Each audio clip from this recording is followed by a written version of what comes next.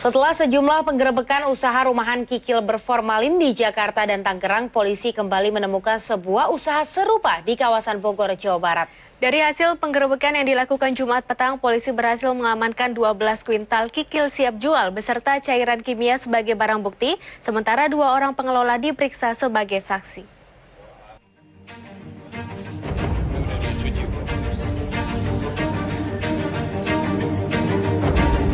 Jajaran Unit Reserse Kriminal Polsek Sukaraja Bogor, Jawa Barat menggerebek industri makanan rumahan jenis kikil yang diduga menggunakan bahan kimia berbahaya formalin di Kampung Mandala RT 3, RW 3 Sukaraja Bogor, Jawa Barat, Jumat petang. Dalam penggerebekan, polisi menemukan sejumlah bahan kimia berbahaya yang diduga digunakan oleh pengelola sebagai campuran agar kikil terlihat segar dan awet. Selain menggunakan formalin sebagai pengawet, pengelola juga menggunakan tawas sebagai penghilang aroma busuk dan hidrogen peroksida yang biasa digunakan untuk pemutih pakaian dan penjernih air limbah. Setelah dicuci pakai air bersih,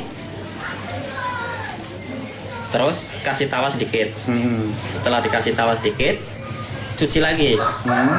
Nyampe ke-4 kali kalau nyuci pakai air bersih.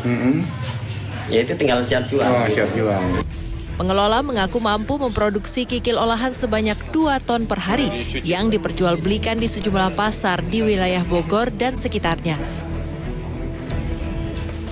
Dan kami menemukan di sana adanya cara-cara pengolahan yang menggunakan zat-zat kimia.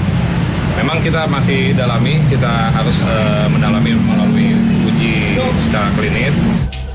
Dari hasil penggerebekan, polisi mengamankan 12 kuintal kikil siap jual serta cairan kimia berbahaya sebagai barang bukti. 2 orang pengelola hingga saat ini masih menjalani pemeriksaan sebagai saksi. Polisi belum menetapkan tersangka dalam kasus kikil berbahaya ini sambil menunggu hasil uji laboratorium atas produk kikil olahan tersebut. Selama dalam proses pemeriksaan, industri rumahan kikil berformalin tersebut kini diberi garis polisi dan dilarang berproduksi. Sementara itu penggerebekan kikil berformalin juga dilakukan petugas di kawasan Tangerang. Dalam sidak yang digelar Satuan Reskrim Narkoba Kota Tangerang, ada 2 produsen kikil yang diperiksa. Pada pemeriksaan sampel ditemukan 1 produsen positif menggunakan formalin. Akhirnya kita temukan banyaknya pabrik-pabrik di wilayah kita yang masih menggunakan bahan-bahan berbahaya formalin. Sanksi hukumannya yang jelas bisa dikenakan undang-undang konsumen, undang-undang tentang pangan, ancaman hukuman di atas 5 tahun, denda sekitar 10 miliar.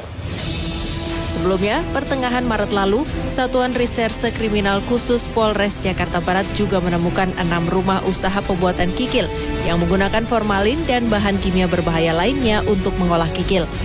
Hasil kikil berformalin yang diolah di rumah usaha pribadi tanpa izin ini menyebar ke pasar-pasar sekitar Kalideres, Jakarta Barat. 14 tersangka diancam hukuman 5 tahun penjara. Tim Liputan MNC Media.